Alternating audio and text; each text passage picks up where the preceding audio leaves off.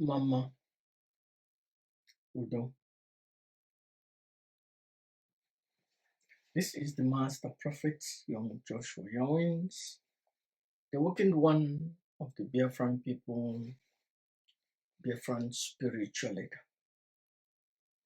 the prophet and the founder of the new Igbo Biafran indigenous religion, Rufana.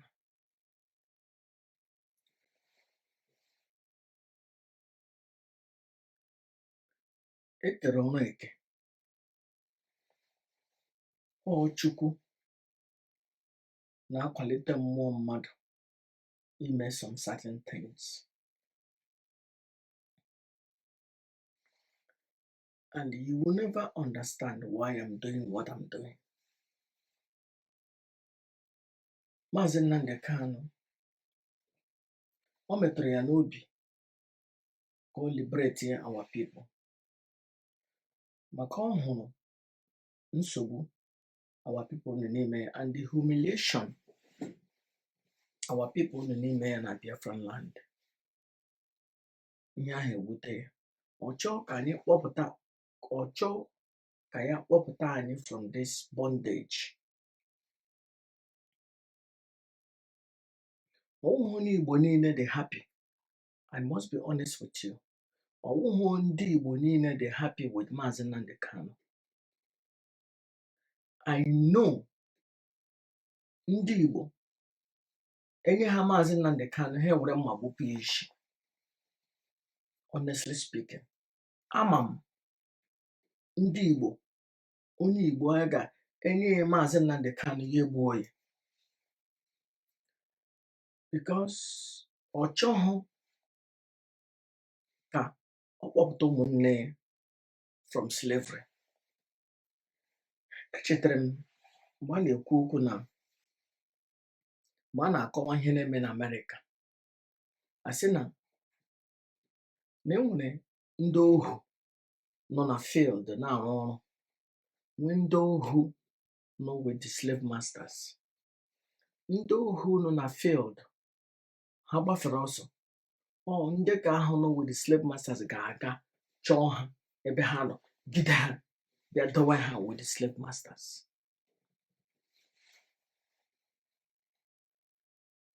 I want to tell you something. Anyị mara onwe, anyị enwere onwe.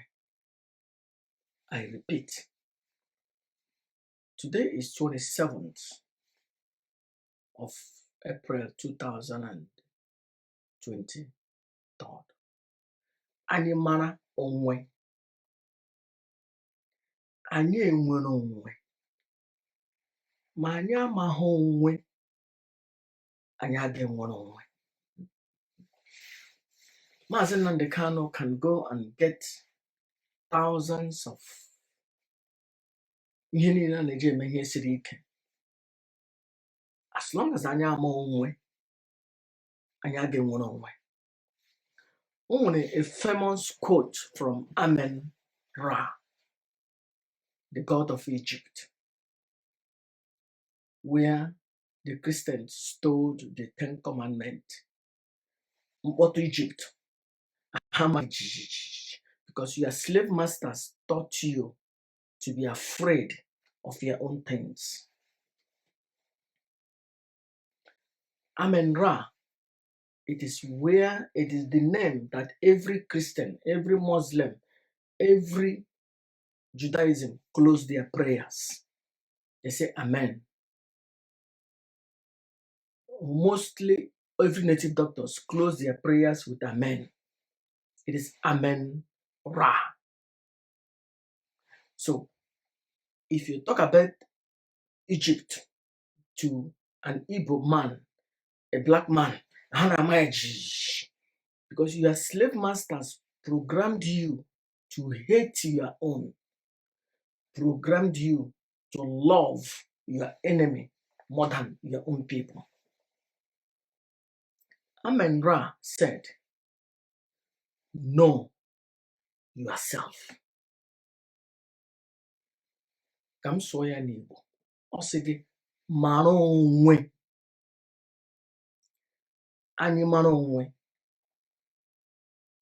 anyị enwere onwe. Maazị Nnamdi Kanu nwere ike ije bute egbe, bute nuclear weapon from Israel, ma anyị ama onwe, anyị aga enwere onwe. Ịmara onwe ga-ewetara gị inwere onwe. My caption today will Chukwu awụhụ the God of the Bible. That is truth. Your pastors, your priest has been telling you this bullshit. And some of the native doctors has been also teaching, because they don't want to offend the Christians. Some native doctors are afraid of the Christians because they don't want the Christians to call them bad names.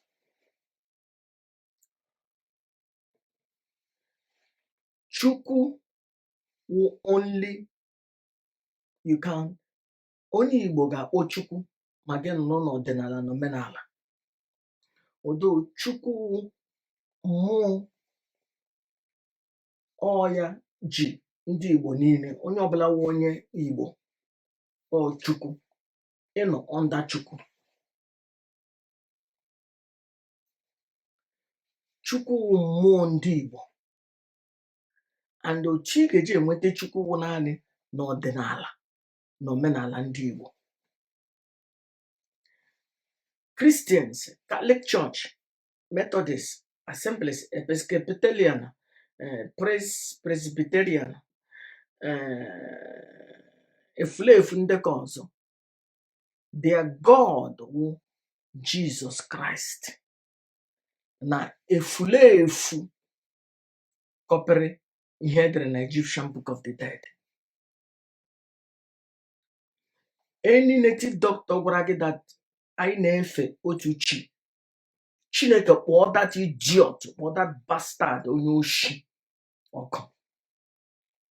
Any pastor gwara gị that anyị nwere Chukwu, ofu Chukwu ka anyị na-efe, Chineke kpọọ that idiot ọkụ. Anyị a na-efe ofu chi. Chi anyị nwụ naanị ke ndị Igbo. Chukwu nke anyị awụghụ ke ndị ọcha. Ndị ọcha amam ihe ha nwere. Ihe ndị ọcha butekwere na anyị wụ Jesus Christ na Mary. Gere ntị, I am awakened. Chukwu ala Igbo ma onye nwụ, and Chukwu nyere m ọrụ ka m kpote gị n'ụra, ka m kpọpụta gị from nzuzu iberibe ewere na brain gị, ụbụrụ gị ji ya nwa akamụ. Chukwu wụ naanị ke ndị Igbo. All this efulefu pastor and priest ndị ị na-ahụ maka ihe uwe white, enwere 10,000 efulefu so ha. Don't listen to them. Ọrụ Jizọs akọọna, ọrụ efulefu gara kpọrọ nwaanyị onye ọzọ tụmanye n'ime akọọna. Ọ kọrọ the day they awakened one of the Biafran people hụrụ na 10 commandments ha kọpịtara ya from Egyptian Book of the Dead. Ọrụ efulefu Jizọs na-ara nwoke kọrọ the day m matara na Amen wụ the God of Egypt. Ha kụziri anyị na Egypt wụ ihe ọjọọ. God of Egypt, na the God of the Bible, destroy Egypt. The God of Israel, destroy Egypt. The one thing that the slave masters know is how to keep the sheep, efulefu, keep them together.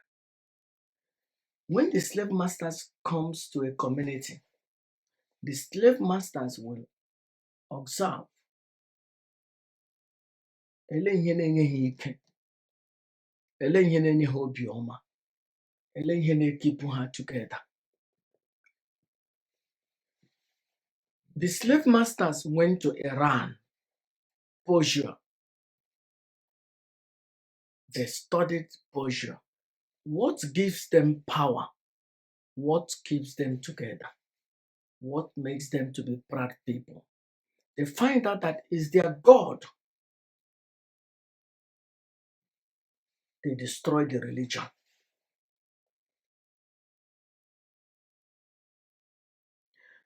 They copy everything that Hironazda and Zoroaster, the prophet and the God, said. They copied everything and put it in the book of Ezra, book of Ezekiel, book of Isaiah. 80% of Isaiah, 80% of Ezra, 80% of Ezekiel, and all those so-called minor prophets came from the God of Iran, Persia. They went to Egypt.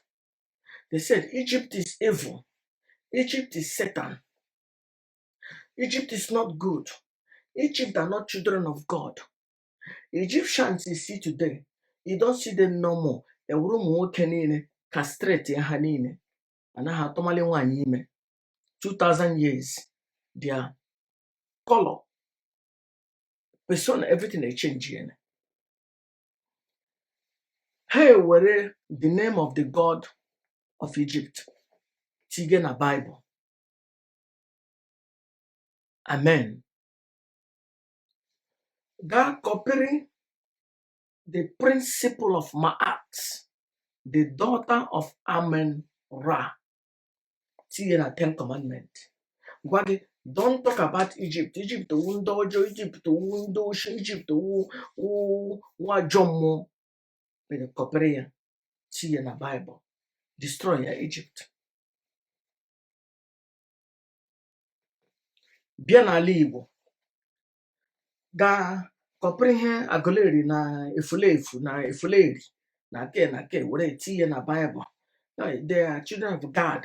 This efulefu, this rubbish, gbakpọ ya na Bible. Mana ele ihe mere ndị Igbo ji shi ike. Ekwensu. Ekwensu is the principal one that made ndị Igbo ji fearful. Ọwụhụ naanị Chukwu. Chukwu is basically just nọ there. Make sure na mmụọ enweghị oke ga-eme override ibe ya. Aga-enwe chaos. Chukwu wụ God of balance. Ọnụ there ka ihe niile nọ according to. Aga-enwe coup. Chukwu. But ekwensu wụ mmụọ chekwara ndị Igbo. Ekwensu nyere ndị Igbo everything ndị Igbo chọrọ. Ekwensu nyere ndị Igbo ụbụrụ isi. Nye ndị Igbo ịtụ mgbere ahịa. Protect ya ndị Igbo. But Chukwu wụ mmụọ chekwara ihe niile. Chukwu awụghị ke ndị ọcha. Chukwu awụghị ke ndị Israel. Chukwu awụghị ke ndị Italian. Chukwu awụghị ke ndị German. Chukwu awụghị ke ndị Scandinavia. But onye Igbo ọbụla nwoke Igbo ji mmiri nwoke Igbo ji mụọ ebe ọbụla ịnọ under Chukwu. Ịkpọ Chukwu ọ ga-aza gị. Onye ọcha kpọọ Chukwu, Chukwu aga abịa maka onye ahụ nọ under a different mmụọ. Ekere ọnụ eke. Elu ụwa enwere mmụọ dị in charge of different territories. Otu ọ dị. Enweghị ofu God na-achị ụwa niile. Enweghị ya ewu ihe ndị ọcha gosiri a chọrọ ha ka Constantine Roman army they're in charge ụwa niile. Ha etinye no one God. That means no one rule. And bịa jee kọpịrị ihe ndị ọzọ ha hụrụ n'obodo ndị ọzọ ha gara buru ha gara zuo ha oshi. It's just like onye oshi bịara n'ụlọ gị bịa zụrụ ya wọchị bịa resia gị wọchị gị. Onye oshi bịara n'ụlọ gị buru TV gị bịa the next day bịa resi gị the TV. Ihe a wụ Christianity.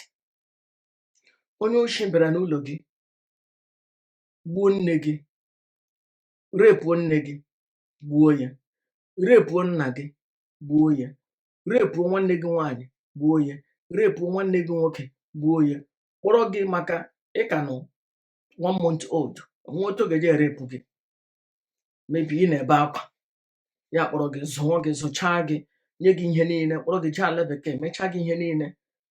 It's just the way it is. But gị tete n'ụra mara na ọ ya gburu nne gị, gbuo nna gị, gbuo ụmụnne gị, ị ga-enye ya get out of the jail free card, ka ị ga-ewere mma see ya n'obi si Chineke kpọọ ya ọkụ. Ọ naanị onye Igbo ga-asị ya ya dịrị ya na mma, maka na o wepụla ya misery from the parents, from ancestors ya. Ndị Igbo wee furu efu. Maazị Nnamdi Kanu kwuru ya na ndị Igbo they are daft, ụbụrụ ha akpụchiene na ha aga through okposhiene. Now, ọrụ Maazị Nnamdi Kanu wụ ka o sevuo ndị Igbo from slavery, physical slavery, inwere onwe. Ọrụ m wụ ime gị awakened spiritually.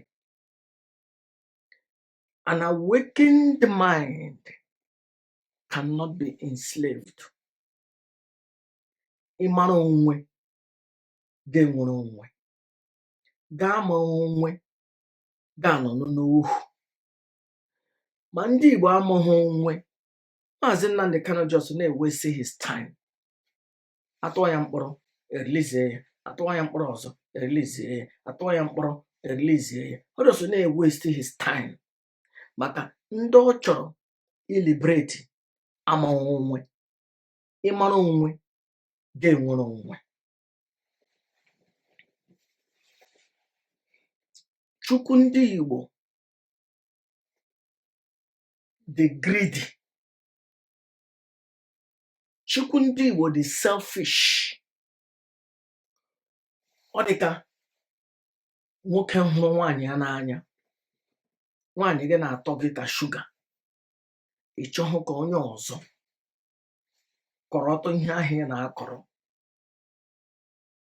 Even mmadụ dị ya na ndọ ya fụ gị ma gị were mma mapụ isi maka ihe ahụ ị na-akọrọ from nwaanyị ya na-atọ gị ụtọ. Ihe ahụ Chukwu ndị Igbo. Chukwu ndị Igbo wụ the selfish. Chukwu ndị Igbo the greedy. Ọ chọrọ ka ọ naanị ya na-akọrọ ihe ọ na-akọrọ maka ndị Igbo na-atọ ya ka mmanụ aṅụ. Anyị wụ ndị eji gọde na mmụọ. Anyị wụ ndị eji gọde na arụsị. Anyị wụ atụrụ anyamara chen n'olu, chen na-akụ kpere eji gọde arụsị, gọde mmụọ. Mmụọ hụ Chukwu. Anyị wụ ụmụ Chukwu. Anyị wụ the only tribe nọ n'elu ụwa a na-akpọ anyị aha Chukwu.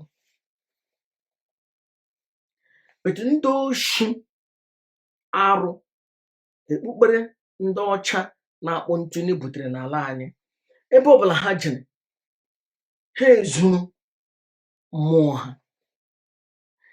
Ịmana na Europe niile ha na-akpọ ya God. God. Ịbịa na German ọ God ọbụchana. Europe niile na-akpọ ya God. But abịa n'ala Afrịka nwere mmụọ, ndị Kristian na-ahapụ God ha ga-akpọ ya, na-akpọ ya aha mmụọ nọ n'ala ha. That is ancient mmụọ nọ before religion abịa. Bana ọ dịsị efulefu priest nọ na Catholic Church na all those idiots pastors that they are waking the one of the Biafran people say na Chukwu ndị Igbo wụ naanị for Chukwu ndị Igbo na ọdịnala na omenala ndị Igbo.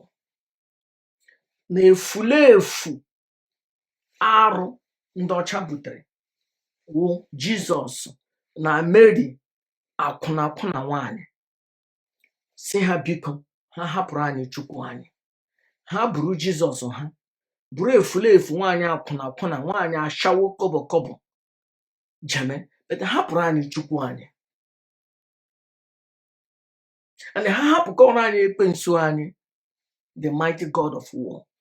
Ndị ọcha bịa ebe ọbụla ha jere, agaghị ahapụ ihe nnụ nwere, ha kpọ ya aha ọjọọ, destroy ya. Na nwoke bịa n'ụlọ gị na-ekwu okwu ọma gbasara nwaanyị gị, dị careful, ọ chọrọ ịkpọrọ nwaanyị gị.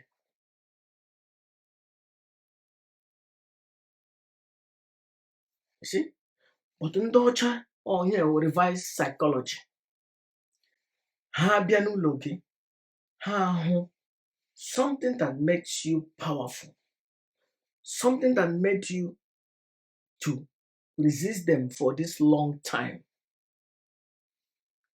Ha kpọ ya aha ọjọọ,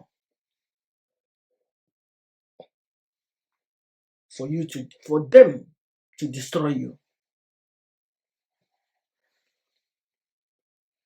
In the close to Egypt, maybe the Nubians or something, their god was sin. S-I-N, sin.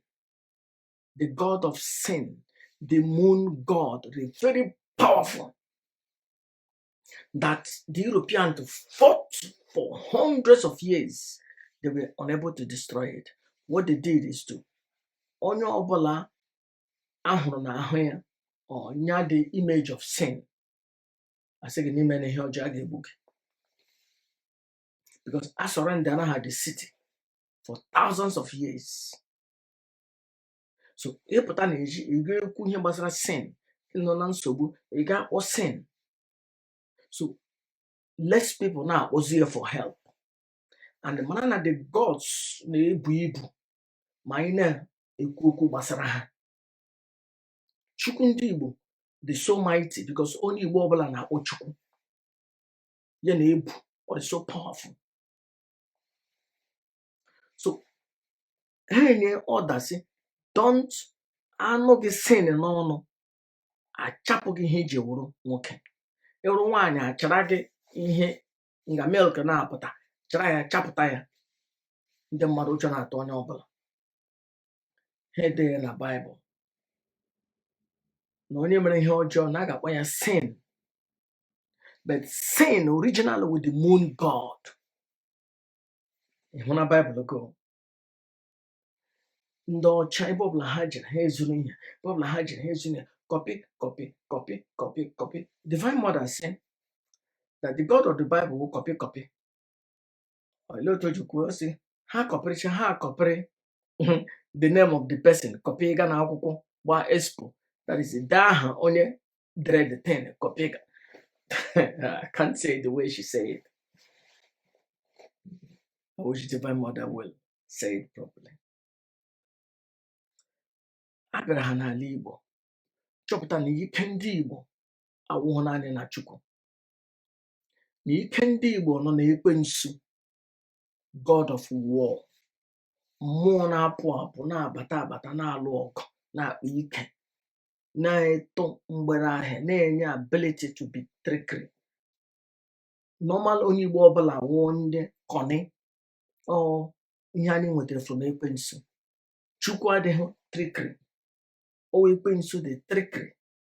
Ekwensu wụ mmụọ na-atụ mgbere ahịa, mmụọ that can, onye Igbo na onye Awụsa mee ihe, onye Igbo ga-arụgbu ya. Ekwensu ihe anyị nwetara from ịma Chukwu bịara were mmụọ niile domenda it ji chọọ anyị mma. Ndị Igbo nwere ihe niile nọ nda Chukwu, onwe ike na anyị ole mma mere elu, and we thrive and flourish. So ndị ọcha mara na our pride and our strength is on ekwensu. Ha sị gị na ekwensu wụ ihe ọjọọ. to the extent anyị na-asị ekwensu ihe na-eme gị n'ụwa a, ihe na-eme gị ma gị ma ndị otu go. Instead isi ekwensu anyị ekelele gị, anyị akọsụọ. So anyị na-akọsụ our own, na-epraise their own. That's why average Christian na-asị God punish their ancestors, God punish their ndị mpụ na ndị egede, but said God bless the slave master, butere na ha arụ, butere na ha ihe ọjọọ, gburu their ancestors. Wake up. Chukwu can be consulted through ọdịnala na omenala ndị Igbo. Chukwu awụghị a property of Christianity. Chukwu awụghị a property of the Catholic Church. They want to steal our own to make it their own. In fact, the Christianity has nothing. Everything they have, they stole it.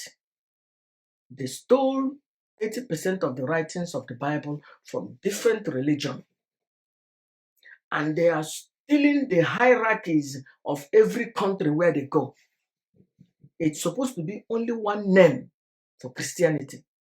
But every country in Africa, ha na-akpọ ya aha ha na-akpọ mmụọ nọ n'ala nna ha before Christianity abịa. Ihoto ji rie everybody ọrụ. But it's just only they're working the one that has transcended the mind that knows this. How come? How come enweghị ndị ọzọ tetere n'ụra nwee this ability nwere to transcend the mind, to see the behind of the pawantapa? Ekwesịrị m inwe 20 million na-ege m ntị. I really don't care. Ụzọ ị na-ahụ ebe a na-ekwo ekwo enwe ihe na ya, ebe ahụ ị ga-ahụ otu onye nọ. Years ago, a good onye dibịa Igbo, ije na ke agụrụ na-egbu ya, ọ na n'otu onye na-abịa maybe in 1 month. But nke ọjọọ ọhụụ na-egbu mmadụ, ndị mmadụ na-ekwu nga ahụ na-eche. Do you understand my point? Chukwu ndị Igbo wụ na alike ndị Igbo. Chukwu awụhụ for ndị Awụsa. Chukwu awụhụ ke ndị Italy. Chukwu awụhụ for the Catholic Church. Chukwu awụhụ for the Episcopalian. Chukwu awụhụ from the Presbyterian. Chukwu awụhụ for the Anglican. Chukwu awụhụ for ndị efulefu ndị oshi Catholic Church. Chukwu awụhụ for Deeper Life, Assemblies, Mountain of Fire. Mmụọ ha wụ God of the Bible, which they're working the one na-agwa gị na onye oshi, an imposter. It doesn't exist. Efulefu. The God of the Bible wụ onye oshi, efulefu. Nwa ya nwoke wụ Jesus wụ efulefu, onye oshi na-akpọ ntụnye, na-ewere ihe na-eji anyụ mamịrị na-arịga nga nwoke ibe na-eji anyụ nshi. Efulefu. Not my word. According to King James, the King of England, dere King James Bible. Ndị Igbo pụtanụ mara na onwe, nnụ mara onwe, nnụ ga-enweta onwe. Inwere onwe has to be with ịmara onwe. Ịmara onwe gị ga-enwere onwe.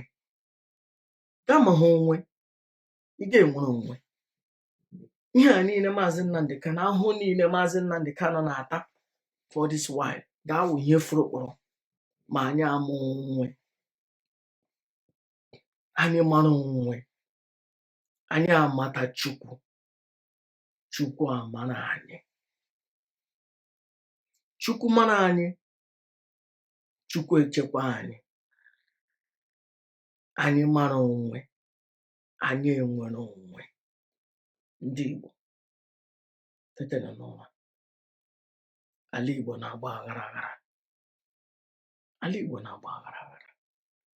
Ndị ọcha ewere n'ụbụrụ mụ na gị for years ji nwa akamụ.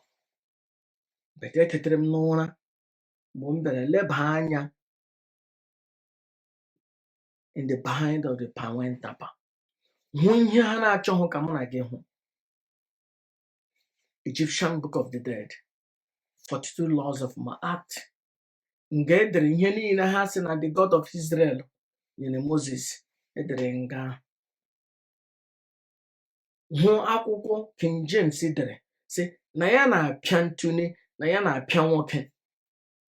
And na Jesus edere about him, Jesus the Christ edere about him, na-apịa ntụne, na-apịakwa nwoke. Ndị Igbo nọchiri iso onye ọcha na-apịa nwoke. Ya gbasara nnọọ. Nọchiri iso nwaanyị akwụna akwụna. Mgbe ala Igbo, mgbe ndị Igbo wu ndị Igbo, nwaanyị hapụrụ di ya jee tụrụ ime, olesi ma di ya a na-atụmali nwaanyị ime, ya sị nwaanyị ya biko ngwa jee tụrụ ime bịa ka aha ya ghara ifu. Otu mgbe ala Igbo nwaanyị pụrụ n'eji jee tụrụ ime yọ, afọ etoo ya, agbara akụgbuo ya, mmụọ akụgbuo ya.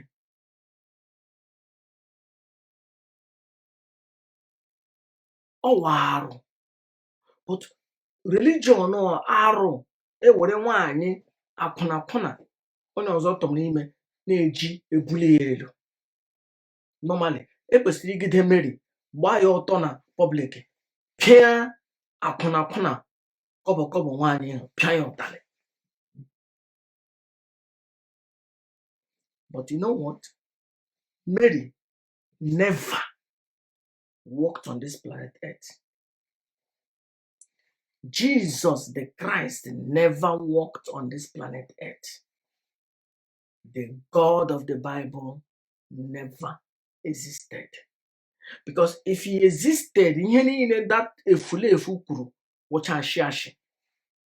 Ọ ihe ndị ọ kọpịtara from ihe ndị ọzọ kwuru. So that shows me that efulefu, that atụrụ never existed. God the Bible wa atụrụ wụ efulefu. Ọkpara ya wụ efulefu agbọghọ nwoke na-apịa ntụne. Mmanya wa akwụna akwụna ashawo kọbọ. But those three characters we hear jiri anya ọrụ. Don't take them literally. They don't exist. They never existed. But don't hear jiri anya ọrụ. In the time of the Supreme Commander Maazị Nnamdi Kanu, a ka na-eripe ndị Igbo ọrụ. In the time of the awakened one, a ka na-eri anya ọrụ. Ọwụ ihe ọma. Ndị Igbo mara n'onwe. Unu mara onwe. Unu ga-enwere onwe. Chukwu gozie unu. Tetena n'ụra. Christianity wụ arụ. Arụ ga-ala. Onye bịara nga m na-achọ ịbịagbu m, ya alama. Mkpụmkpụ bụkwa ya. Ibi dakwa ya. Mba agbara bakwa ya. Ekpukpere ndị ọcha butere bịara bịa igbu a na-egbu. Akpọrọ na ha oshishi Amadioha kpọrọ kwọda. Kpọrọ oshishi udo kpọrọ kwọda. Kpọrọ oshishi akpọrọ ọmụmụ kpọrọ kwọda. Kpọrọ mmụọ ụdara kpọrọ kwọda. Na afarukwu Ibeko ewere na ha oshishi kamala ọzụzụ niile kpọrọ ya kwọda. Ala kamala ọzụzụ niile enyere to Presbyterian, Apostolic, New Apostolic, Catholic Church, Charismatic Renewal, Deeper Life, Mountain of Fire. Efulefu niile ewerecha n'ala kamala ọzụzụ niile. Kamala ọzụzụ enweghị ala. Mmụọ na-apụ apụ na-abata abata. Anyị ewere nke anyị wụọ ya n'ala, buru nke ndị ọcha ji ihibe isi. Ndị Igbo, tetenụ n'ụra, tetenụ n'ụra. Ekelele m unu. Ihe m na-ekwu has nothing to do with Maazị Nnamdi Kanu, has nothing to do with IPOB. I wish na Maazị Nnamdi Kanu were kamala ọzụzụ onye ekwensu ala Igbo, mmụọ nọ n'ala Igbo ji duo ndị efulefu ndị ya na ha na-arụ ọrụ, ji duo ha n'iyi ha eji duo isi. Ọ na agwọ na kamalụ na mmụọ dị iche iche jiri mmawashi odozi dị ọtọ, makpọchi odozi efulefu, makpọcha ha anya, maka ha niile were mma were daga nwa Maazị Nnamdi Kanu. Onye na-ama taba. Onye ọbụla na-azazi aha nna ya. Onye ọbụla na-afọju akpa. Nwezi onye na-eche ihe gbasara Maazị Nnamdi Kanu, maka o were okpukpere ndị ọcha were ji gode ha, instead iwere mmụọ na-egbu egbu, mmụọ na-enye ndụ, mmụọ na-apụ apụ ji gode ha. Ya were akwụkwọ ndị ọcha dere ji gode ha. Chineke mere Maazị Nnamdi Kanu ebere. Maazị Nnamdi Kanu were ndị iro gba onwe ya gburumegbu. Quote, I want to be whiter than white, whiter than snow. Onye ọbụla amachana ya mma.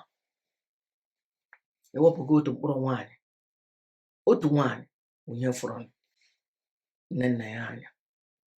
And Maazị Nnamdi Kanu were kọọ ndị iro gba nne nna ya anya okirikiri. Onye ọbụla na-achụ ya tabataba, onye ọbụla na-achụ ya tabataba.